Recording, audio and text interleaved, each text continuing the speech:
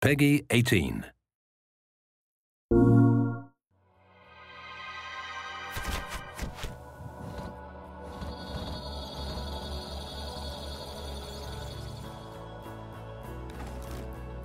Blacklight Retribution is a free-to-play, first-person shooter. It takes place in a universe that's sort of dystopian, dilapidated, maybe 20, 30 years out in the future.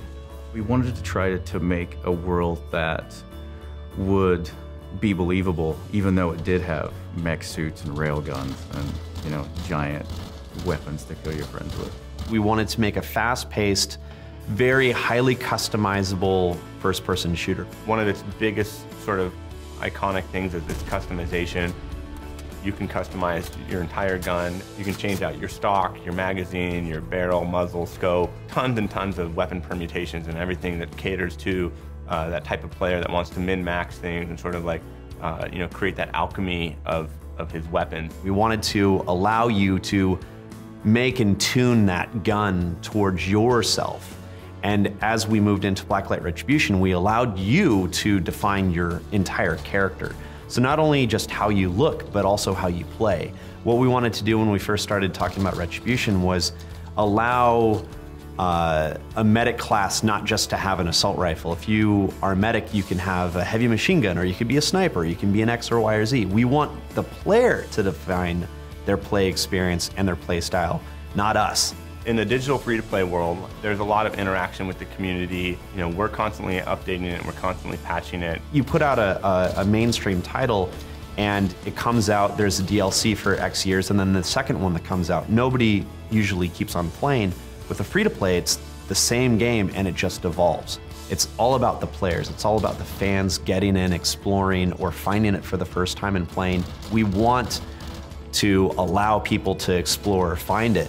And so new players can come in, or they can try it a year before, and as they come back in, they play it again. It's completely different. It's constantly changing. And it's really up to us, and it's really up to the developer to want to change and to want to kind of have that ebb and flow of development.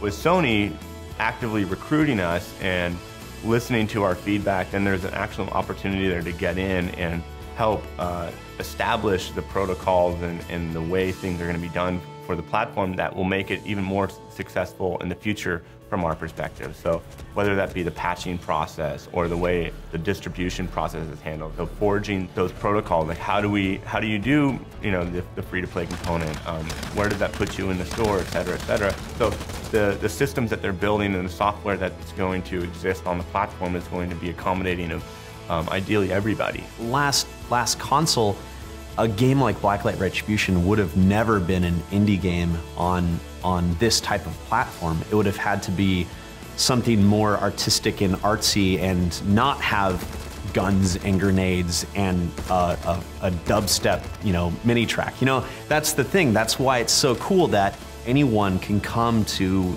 this group now and say, I've got an amazing idea, but I can do it.